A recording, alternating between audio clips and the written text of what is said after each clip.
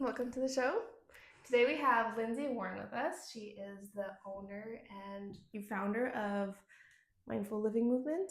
Yep. You are a nervous system resilience and yoga breathwork person who works with myofascial release and cyclical living, burnout recovery, gut healing, mindful gardening, and permaculture. Yeah, that's pretty much it. That sums up everything. It's a long list, but yes.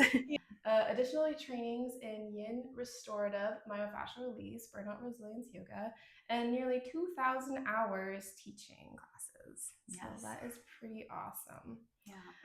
So today, we kind of wanted to start with, way back in the beginning, what got you into yoga in the first place? What was kind of like the draw for you? My first taste of yoga actually was in high school. My mom told me to try out a yoga class at like the local community center. Okay. And I hated it. Of course. It didn't do it for me at all. Of course. And then fast forward a couple years, I think I was in either grade 12 or right after grade 12. I can't quite remember, but I had a gym membership and they had classes in the gym, and one of them was yoga. And so it was just like part of the membership. So I was like, okay, whatever, tried it out. And it was very fitness focused. There was none of the like the more spiritual side, like none of the philosophy, like nothing like that. But at that time I didn't know any different. So yeah, I really loved it. Loved like the physical like aspect of like. So what changed it from hating it to loving it? Possibly the teacher, I think probably was the biggest one. And then there was just a little bit more of like a vibe at the gym, like, whereas like the community center, I don't know, I think it was like an older group, and I was like probably like 15, 16 maybe at that time. So I think I probably didn't feel like I fit the first time I tried it. And then, I mean, that's fair. Yeah, later I ended up, it just, I don't know, felt a lot more aligned. And then we moved downtown. My husband and I, we got our own place when I very first moved out. And we were like a block away from like an actual yoga studio. Okay. And the one teacher, like one of the very first classes I ever tried, she was just like weaving like philosophy in with like a stronger like physical practice, but just the way that she had guided it from, it was like, ooh, this is really interesting. And then actually getting to like experience like a real yoga studio and having people who actually like were teaching the whole practice as much as you can, like within, a regular thing. So that appealed to you more when it was like the full picture, not just like we're doing this to work out. Yeah, it was like that first moment where I was like, oh, there's a lot more to this. Like I didn't realize, as with most people, if you're not in it, it seems like it's just the physical practice and all those like. Oh, definitely. Yeah. It's just stretches and. That's pretty much it. Yeah. No, yoga. I get that. Yoga's just stretching. Right? That's an aspect of it, right? Oh, yes. I hear that so much. So what was your before and after moment that kind of shifted you from pushing hard to practicing for longevity? Oh, that took a long time. I was probably practicing for probably more than 10 years by the time I finally like had my aha moment. Yeah, I was right all the way through my 20s, where you're just like, that's almost that time of life too. That mindset is like totally different. And your 30s, you're like, wait a minute, I need to slow down. Yeah. Well, I didn't understand nervous system. I didn't understand my energy. And so I would push, and then I would crash, and then I would push and I would crash, and it would just like this constant cycle repeating itself. And I just didn't understand. I thought there was actually something wrong with me, that like I couldn't keep up. Yeah. And then did my teacher training in 2017. Following, I had been practicing a really strong practice, Ashtanga, at that point for a few years. And it's like, it would be like the power yoga, quote unquote. And so I realized that was actually probably too much for my, like what I've now learned with like astrology and human design and all these different things. I've learned that's not very interesting because as someone that's taken your classes, you're always like, honor your body, don't push yourself, don't the ego. And so you're actually speaking from like real experience in that. Yeah. Oh yeah, the way that I teach now is wildly different from like the way that I used to practice and teach and stuff. And some of it's like the community's different, there's different needs and stuff. So I've definitely adjusted for that. But yeah, been quite a journey. That is very interesting. So, kind of following along with that line, when you look back at your injury and burnout season, what were some of the signs that your nervous system was like frazzled that you weren't aware of? It was just, but now looking back, you can see. Well, it was like the constant, well, I shouldn't say constant, but it was like the push, push, push. And then the best way I've always described it is kind of like, it's like the bottom falls out where I just have nothing left. And I just like, you're just down for the count, you know, and sometimes it ends up in a cold or whatever, but other times it's just like exhaustion to the point of I feel like I can't even hold myself up kind of thing. Well, and like you were saying, you felt like there was something wrong with you. Little do you know, that's like your nervous system is telling you. Yeah. And I didn't understand how all that stuff worked for the longest time and why that kept on happening. It took a lot of like, oh, like yoga is all about awareness. You know, you start to clue into like, okay, when I do these things, this tends to happen. And then when it repeats enough, you start to like, okay, see the patterns. You can see the patterns more. So that kind of gave me a little bit of like, okay, these are the things I need to figure out. And so, yeah, and then it was like that journey to like find the tools to actually balance it out.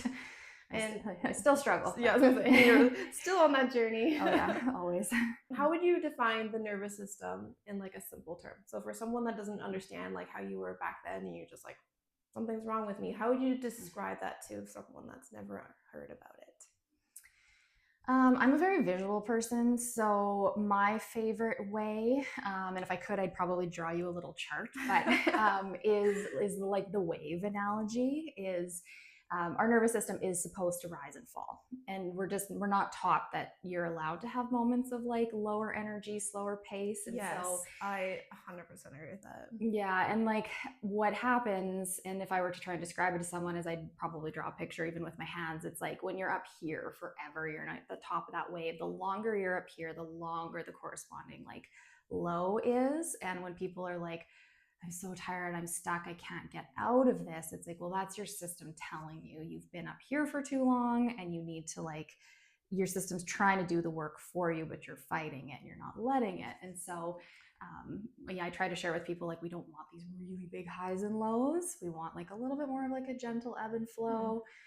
And it's normal. Like we're going to have times where we feel really energetic and we're going to have times where we feel tired and slow and we need to go within. And as women, we're just like, so much more like tuned into that, you know, with like our monthly cycle and stuff. So no, that's it. Yeah, I like the way you describe that because even like everything in nature has that kind of push and pull, and it's not supposed to just stick one way. And we're always trying to, in our society, stay at the peak, and it just doesn't work. No.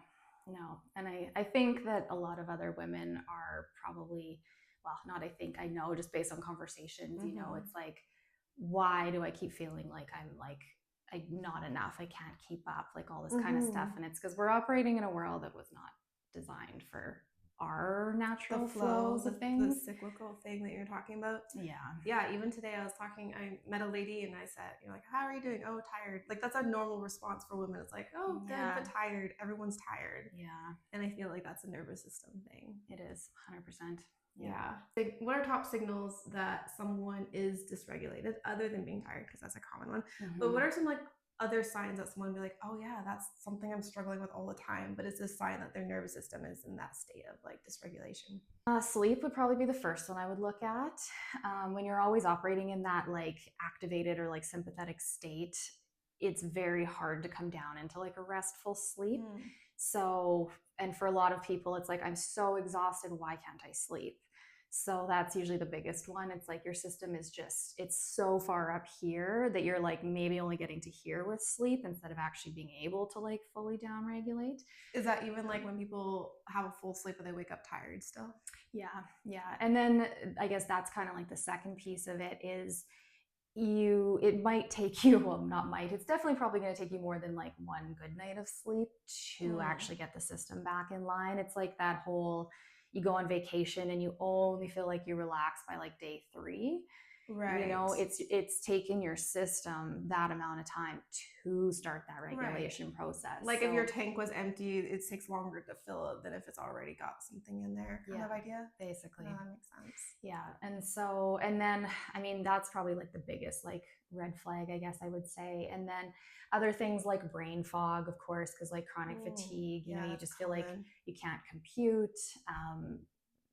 Other things like, I'm always cautious to talk about like weight gain and stuff like that. But like when you're chronically stuck in like activated and your cortisol is really high, your system is in protection mode. Yes. And it's holding on to everything, right? So if you're like, I'm eating well, I'm doing all the whatever, the supplements, whatever thing that you're on, and it's just like you're still gaining and gaining and gaining, it's like probably your nervous system. Your system is like protecting, it's holding, and instead of shedding. I've kind of been suspecting that for a while because I've heard a lot of people say that, and it's like, to me, it almost seems like the body is just like trying to gather resources to like survive. So you're like in a survival state. Yeah, that kind of very much so.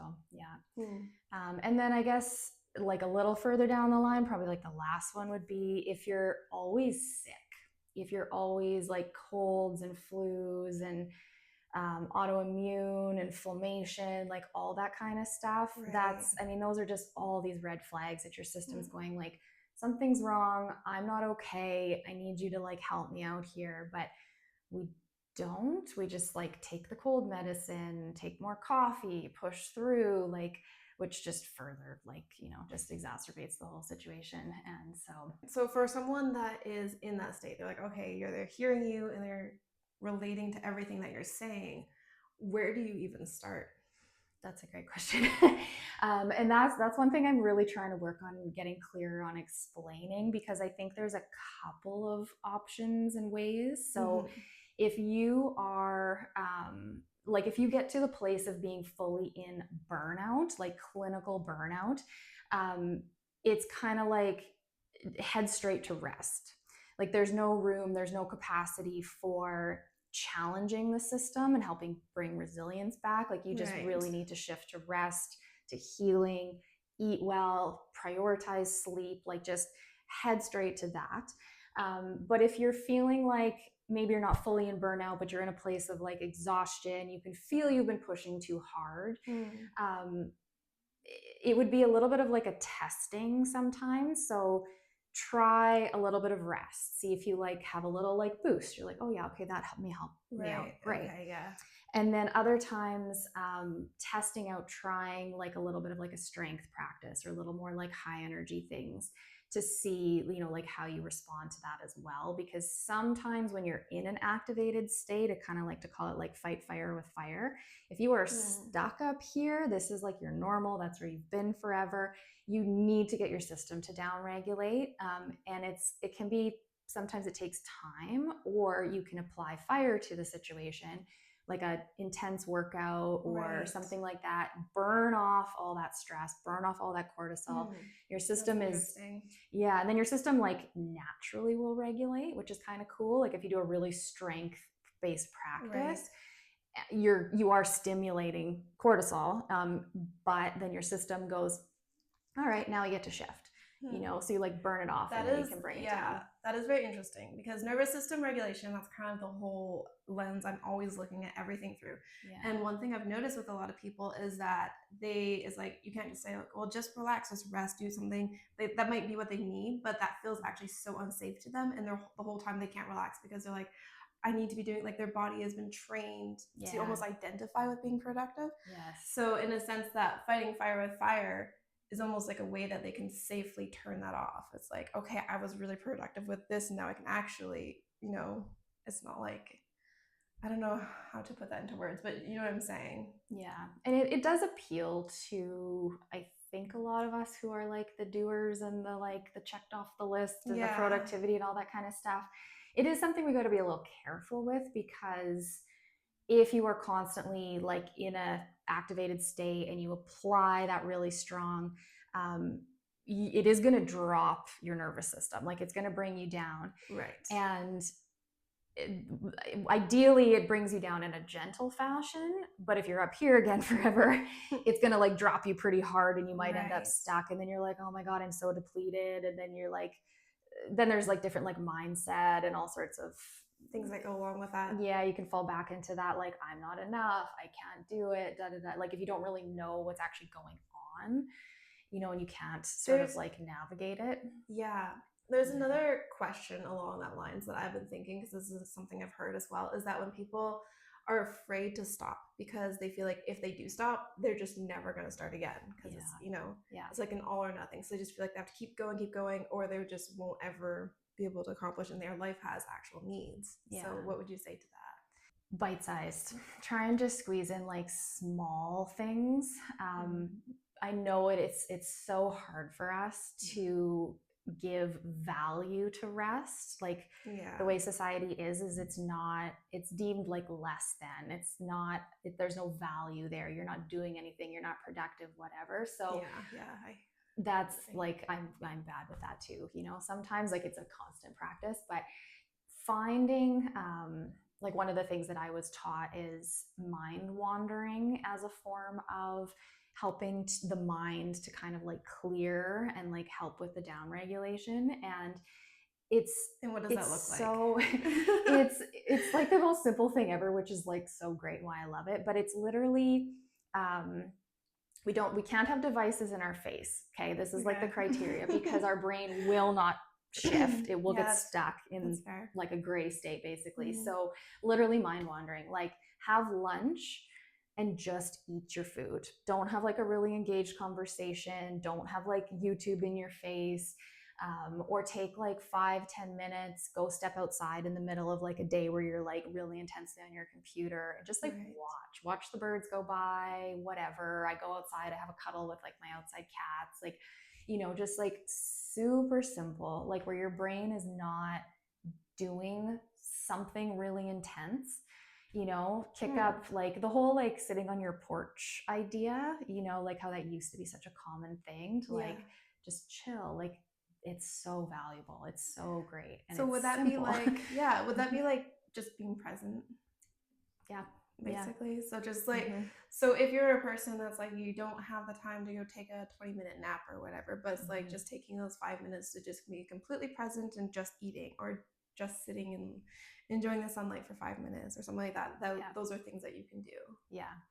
And the rule of thumb with that, like in an ideal world, would be if you can take like 5 to 20 minutes of like mind wandering for roughly every like 2 hours of like really intense activity, that'll keep you like into a much more balanced state. And you'll just feel overall, like even when you're in really intense like activities, you're much less like agitated and much less like your system isn't being asked as much. Feels a lot nicer. That's for sure. It's reminding me of that like parable where there's the guy that's like chopping down the tree, but then he takes like a time to sit down and sharpen his axe, and then he can actually do the work better instead of just like continually going without taking breaks. That's a great way to explain that. What is, you work with breathwork, so that kind of ties into that whole thing too. What are some of your go-to breathwork practices that you do if you're really stressed, anxious, say something comes up and it's like you're in that state and you can feel yourself? How can you use your breath to kind of regulate and bring you down? I think probably my favorite, like the simplest, something you could do anywhere, something that's great for like a total beginner, like it's just not complicated, is just like audibly sighing. So like just a big inhale and like let it out, let it take up some space, like actually let it make noise. And like try and, if you can imagine like the breath, like you're literally just like letting everything go kind of thing. And the first one, if you're really wound up, it might not feel like there's any depth to it at all.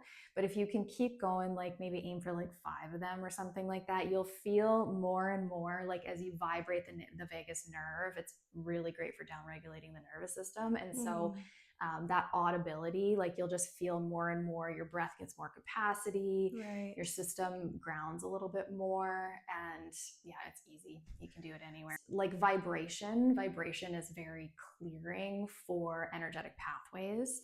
And so in yoga, we'd call them like the nadis. And so we've got like millions of them. But up and down our spine, we have like the superhighway, I like to call it, Shushumna. And then that's where like our 7 major chakras sit.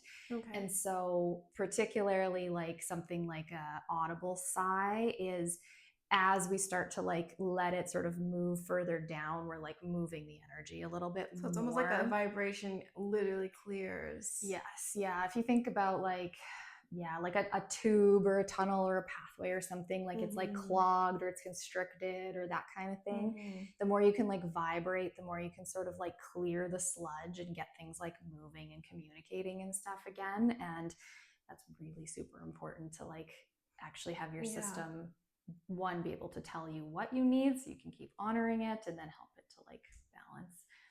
No, it makes sense to me because like even though we might not see things like energy, our body is still responding to it. And a lot of times when you're stressed, even people start shaking or and that's just all that energy that's like in your body. So those are ways that you can kind of release it. Yeah.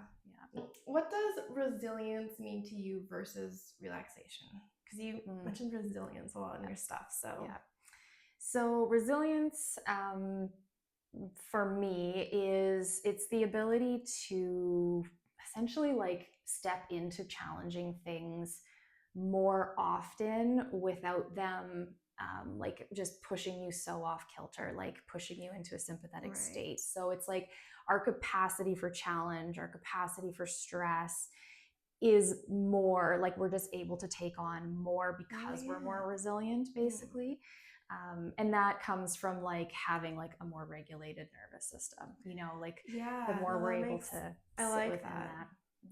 Yeah, because that makes me think, you hear a lot of people that don't know anything about regulation and stuff, and they always like, I'm going to protect my peace, but basically they're just making a bubble around them so they never get triggered.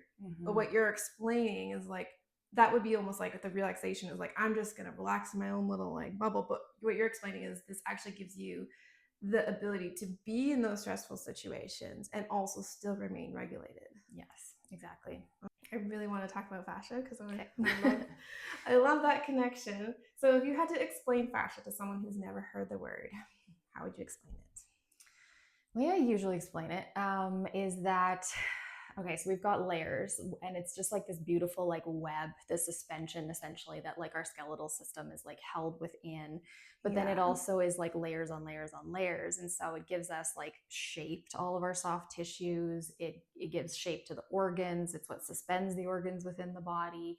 And it's, everything is just literally like this web connected, and there's different kinds of fascia. So we've got like softer, fuzzier, almost like cotton candy kind of fascia. And then we've got like really incredibly tough, fibrous fascia, like things like that hold our hips and stuff together. And like, you know, fascia is also like the, what's the word I'm looking for? It's the thing that absorbs force. So like the bungee system, if you will, if you like jump, you know, like your skeletal system, is going to take the load a little bit, but like the thing that's kind of like cushioning and giving you that bounce a little bit more is really like your layers of like fascia, you know, being able to like respond and that kind of thing. So it's pretty complex. There's lots of different kinds. So how important is that to our well-being?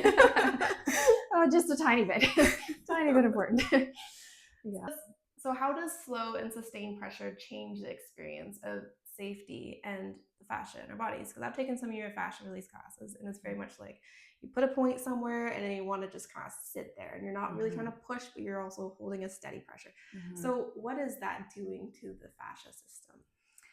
So we have like all these receptors within our tissues, and in particular, when we apply like a sustained pressure to our tissues, our nervous system is going to pick up this like signal, and it basically goes like, ooh, there is like a tone, the word for like tightness, like excessive tone, essentially. System goes to the central nervous system, brain goes, ooh, we need to release this. And so the signal that gets sent back is the relaxation response. So release tone, basically, like the signal that gets sent back. And it takes a little bit of time one of my teachers shared that some very smart person discovered that there's like a magic sort of like 72 seconds where that's like the response time where you'll notice that really dramatic like release that starts to happen. And so you can kind of like just amplify that like the longer that you get to spend in a spot. So that makes so much sense. Even taking a class, I didn't know that. So now I'm thinking about, I'm like, oh, okay, noted. So now I need to share that more. Yeah, our body is so intelligent. Like it's amazing, you know. It's fascinating because honestly, I truly believe the body is always trying to heal, and it's in that state of healing. And it's the little things in our lives that we, like, for instance, pushing ourselves against the nervous system, not listening to its signals, that impede that healing process. Yeah. So yeah, why should people avoid too much pressure or chasing the pain? Yes. So in particular, the chasing the pain type of a thing, or the more pain, more gain, like that is mindset. So common. A lot of people, even with reflexology, I'm like, it doesn't have to hurt, but they want it to hurt. Yeah, I don't know why we've been programmed that that's equals success. But I find, like, at least within like myofascial release, it's so intense right off the hop.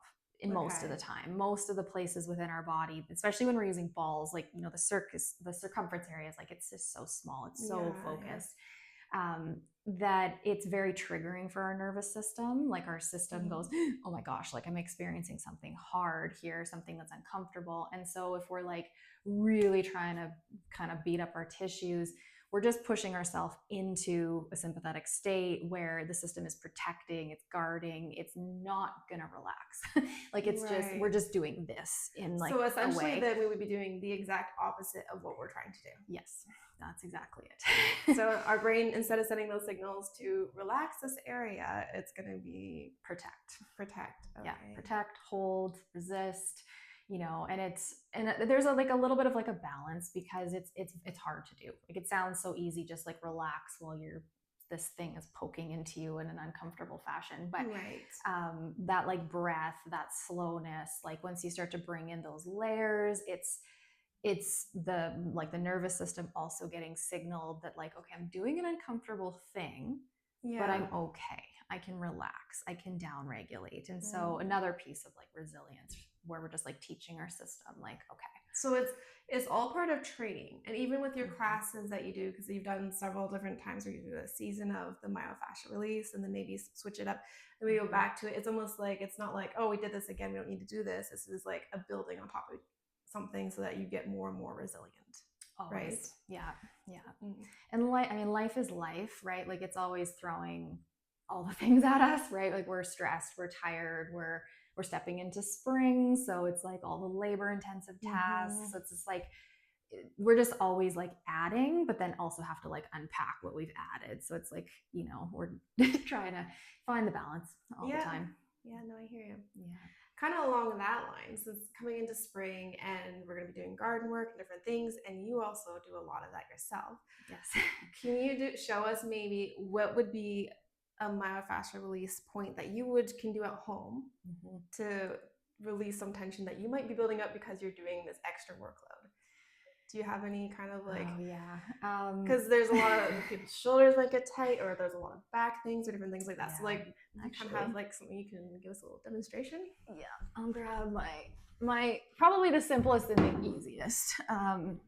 So with gardening being this all the time, it's like the undoing of like, and trying to bring your posture back to like what would be something that feels a little bit more balanced, because our back gets really tight and sore. If you don't need yoga props, this is literally just like an old beach towel. Yeah. And running this along like the middle of your back, just giving that little bit of lift for something to like be able to like lay over. Okay. And the nice thing, so like if you were to show on me. Yep. And so you would run it right about here. So you can just kind of. Would you do it this way or this way? Yeah. No, run it the wide way across your back. Okay. Yeah. And then just pretty much just exactly like that. And you can stretch your arms out. Like that. Yes. Okay. So it relaxes. So basically something that opens that kind of Yeah, it gives you like a release because you got that pressure. So the tissues Mm. get to soften. You get to like counter all the forward folding. Yeah. And Okay. yeah. When you have kind of the switch of your classes where you do one session or a set of sessions, because you usually do what, 6 to 8 weeks Yeah, at a usually time? 6 weeks 6 weeks. So if currently. you Yeah. have one that's a myofascial release and then another one that's like a slow deep stretch, is it Mhm. almost like you're using one to kind of, okay, test the body, where are we at, how to open and get used to like listening to the body, and then let's go into like the next part, which is like, now let's be a little bit more, add a little bit more movement. Not everything resonates with everyone. So Mm. sometimes the yoga label is not very appealing, whereas myofascial release is not really from like the yoga, like it's not a traditional yoga practice. It just happens to be But like you a kind of really great, yeah, you integrate it into. yeah, it works well together. And myofascial release, if we're doing just solely that, isn't necessarily, it's not an easy thing to get into like a meditative state unless you're really practiced at it. Right. Whereas if we are doing like a traditional yin yoga style practice, um, a lot of the postures, there's some postures are quite intense, but other postures are really just squishy and melty, and we're just Right. really relaxed and soft. And so that can be a little bit more where people are able to Right. Yeah. access that, like even again, calmer, like nervous system state and that kind of thing. So it's different tools to kind of help get us to the same place. So let's go into some cyclical living stuff, because that is a big part of what you've learned with the nervous system and everything else. Can you kind of describe a little bit what that looks like for you and how you've kind of changed from the one way of doing things to like listening to your body and being more cyclical? So it's been a very gradual learning for me, Mm. learning and applying. But like the monthly menstrual cycle is, gosh, I think it's probably been like 8 years ago. I worked with a coach, and she taught running a business from your cyclical energy. And so different Yeah. times of the months, you're more, you have more strengths in Yeah. different areas, right? And Oh, so 100%. I was like, okay, it was very interesting. It was very curious, but I was not tuned into that at all. But it was like she planted the seed enough that it kind of like precipitated me wanting to like Yeah. learn. And um, so it took me like getting off birth control, my system actually like figuring itself out again, because there was some Mm-hmm. serious like hormonal things that needed to like get back in line before I was actually able to like feel Yeah. that. But now that I've been really practicing that for quite a few years now, it's just it's this like a really nice way for me to understand like why I'm feeling the way that I'm feeling. And it's like Mm. certain parts of the month, like when you're close to your ovulation, you have tons of energy, you have tons of focus. Like I could easily put in a 14-hour day of work and just be Yes. so in it. You're in that flow state. And it In, feels you know, good. it does, it feels Mm-hmm. great. But that's not something that you're going to have all days of the month, right? Mm-hmm. Yeah. So You're shifting into yeah. more like luteal, I guess, would Mm-hmm. be, where you need to do more of the like introspective, slower pace, shorter days, be a little kinder onto yourself with like Mm. stress. And so understanding like, okay, if I'm going to have like lots of meetings, or I'm going to be doing something where I'm public speaking or different things, like if you can curate it, Yes. the more things where you're like, I want to be around people, I want to be engaged, whatever. Usually it's going to be where like your hormones and your energy are a little bit higher. When you're in like your late luteal, close to your bleed, maybe that's the time where you do like more computer work, more time spent with yourself. Maybe you take a Right. little bit of like a longer lunch break just to help your system like stay a little more grounded. So it's made like a massive difference for me Mm-hmm. being able to like regulate myself, and also being able to communicate, being Yes. able to communicate with my husband what's actually going on. It's been a little bit of a journey because he was not programmed to want to learn these things, Mm. never mind Yes. like understand them or whatever. So he's put in a lot of work to also like understand. Mm-hmm.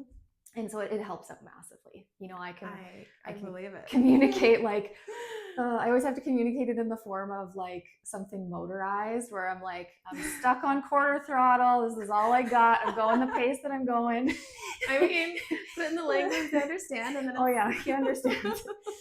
Oh yeah. And then I guess like just like taking that into like a bigger picture too, like with gardening and just like our seasonal way of living, Yes. is like our cycle, it's the same thing. Like we're living all the seasons within a month, but then of course we have all the seasons throughout the year. So just like understanding when you're supposed to be sort of leaning into certain types of things and others, like in the winter time, we just like constantly like go, go, go, go, go. And it's like, no, like this is it is our a slower time. time, and that's okay. It is, it's okay, and it's allowed, and it feels good when you let it like be. But yeah, so I'm just, I know I've definitely had frustrations because I'm like, it's wintertime, so it's like I want to work out more and stuff because I'm thinking, and then I just don't have the energy, and I want to wake up early and do all, and I just don't have the energy. And I've come to honor it and be like, you know what, like you're saying, this is the winter season, that's okay. Yeah, because spring, I don't know,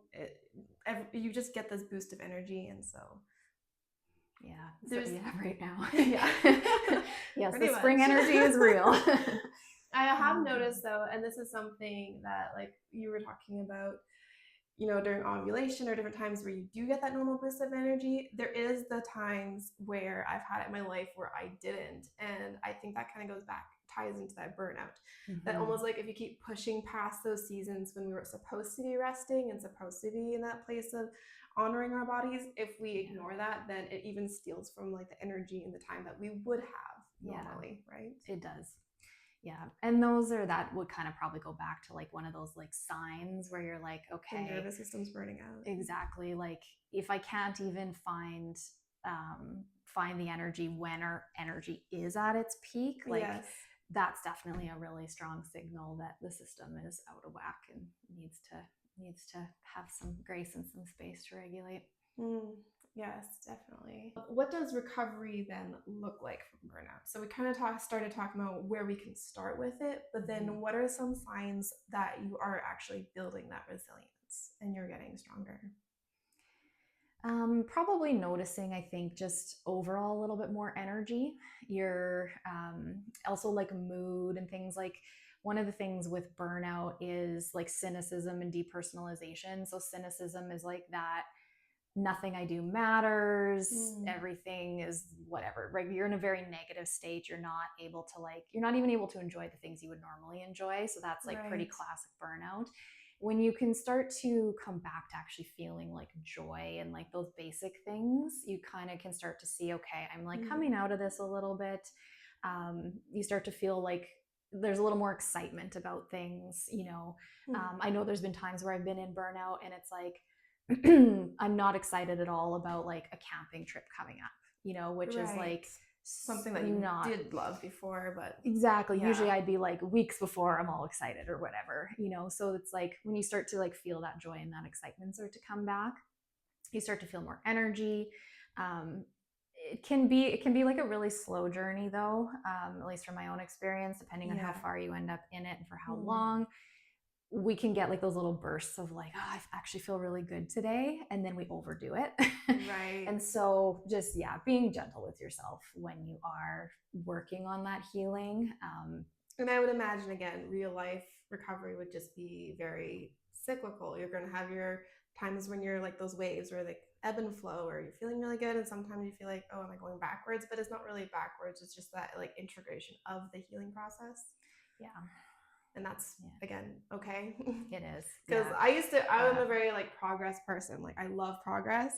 So I would get really tripped up whenever I felt like I was going backwards. I'm like, I thought I was over this, and then I'm doing it again, and then I've come to realize like, no, it's not about being over it. It's that it's like the resilience is building.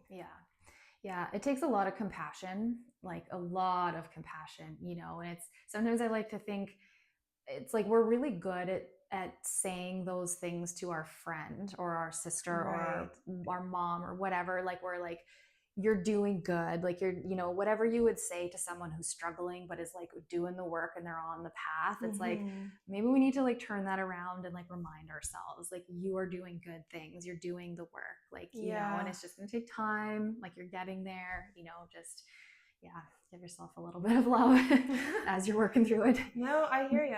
That was one of the very hard lessons I learned in my life was here I was like learning and practicing becoming this like unconditional love and putting that out in the world. And then when I was going through a hard time, like I had so much self-hatred at myself for going through that hard time again. I was like, I thought I was past it. And I actually, because I got triggered and I hurt someone. So that was the big thing for me. It was like, you know, that feeling like, how could I do this? How I'm everything I don't want to be. And that was like the one moment for me where it was like, God kind of spoke to me. It was like, well, if you're offering this love to everyone else and then you're hating yourself, you're actually being a hypocrite. Yeah. Like, no. And that was the light bulb moment for me of like, that love for yourself, that compassion is almost more important than loving other people, because if you can't really do it for yourself, then it's not even genuine to others. Yeah. There was a coach that shared with me one time about like we need to hold space for ourselves first before we can hold space for ourselves with others. And that is like just stuck with me for so many situations and so many like, you know, friends, family, whoever are also going through hard things. It's like family members, if there's like a health thing, you know, we want to be there for that person who's not well at the expense of ourselves, and we need to like make sure that we're doing good so that we can actually properly be present for like and it's crazy because I've been doing a lot of study actually on that very kind of thing. And I don't know if you know of Gabor Mate. He does a lot of in his book, like The Body Says No, was basically a whole bunch of stories of people that like self-sacrifice themselves to take care of other people, and end up dying or getting some sort of problems with their body because their body is being neglected as they completely give out to other people. I didn't understand that for a long time either, because it's like you think that that's the selfless thing to do, that you think that that's you being a good person, when it's actually it's kind of like a trauma response, honestly. And a gross programming too, like as women, it's like, no, like we're just taught like you're supposed this to is like your role. give right, and at the expense of our health usually. That nervous system is doing this, and it should be having a chances to like balance, and it's not. 100%. So kind of bringing it into your gardening, because I know it seems like it's all over the place. It all has a common theme, and so like, what would be that common theme for you? So for me, and it's something I struggle to like properly communicate, but it's how to bring like a healing and health to like the whole self, essentially. So way back and like early in my journey, I had a lot of like stomach problems and things like that, and that was before I really like before I was like doing the gardening thing or like anything. And it precipitated a lot of like learning and knowledge as to like, oh, I need to be putting better things in my body so that I can like properly support it. And then the yoga aspect was like a lot more into both like the physical, but then the mental, because I was having like, I used to have rank insomnia, like the worst, probably for like 15 years. And so yoga was like one of the tools that helped me like managing stress, breath, meditation. So it was like all these pieces for me just kind of come back to, you know, we need to support our mental health, we need to support our physical health, our spiritual health. Like they're just all these tools that kind of come together. And for me, I really think that it's important to like connecting to the earth, like being outside, getting your hands and feet in the dirt, growing, you know, nurturing the earth and doing whatever the best things you can for it. It's like I nurture my garden so it can nurture me, kind of thing, you know, like I want to eat the best things. And that makes sense. So it would seem to me like the overall theme of everything you're telling me is like balance. It's like your whole drive is bringing everything into balance, whether that's food, body, mind, all of it is like grounding it back in that balance. We need to just like think more of the whole, but we're pretty tuned out, I think, a lot of the time, and it's complex. It is. It's really complex. There's a lot of layers that need to be worked on. And everyone's a little different in how they do that. So you're speaking to the audience of people that are listening that you would want to communicate from what you've learned and everything. What would that be, that one thing? If you're struggling with something, and there is like the tiniest bit of curiosity of trying something that you've never tried before, but you're like, okay, I'm being drawn to this for some reason, just like lean into that, follow it. Even if it's totally outside your wheelhouse, like just lean into it and follow it. No, I think that's great advice, because those often end up being those important moments you look back and like, wow, I would have never thought it would have taken me here. Yeah. It's like, it's the curiosity, just like follow it, like No, that's a you're good gonna point. learn. Maybe it's uncomfortable. Probably it's gonna be uncomfortable, but Yeah, no, that's okay. that's a good point. No, I love that. So where can they find you? What's going on in your life now? If people want to join your classes, things like that. Where are you at? So my website is themindfullivingmovement.com, and probably like, I guess that's probably the first place. Yeah. I'm on Instagram, I'm on YouTube, TikTok, Facebook, and Pinterest. So All kind of all over the places. place. Yeah. Yeah. I would say YouTube, you're going to probably find like slightly longer, like tutorial type things that I'm like Right. sharing. But as far as like joining me for like an in-person or Yeah. an online class, definitely like heading to my website, and You then have there's everything both. there that you can. Yeah. Perfect. Yeah, there's on demand, and then if you're local to our small community, we get to join together in person. So Yeah. No, that's awesome. yeah. And I'll have all your links and stuff in the descriptions and bios and all that kind of stuff. So yeah, anyways, I want to thank you for coming on today and sharing your wisdom. I learned actually some really cool things today. So good. I'm glad. Thank you for having me.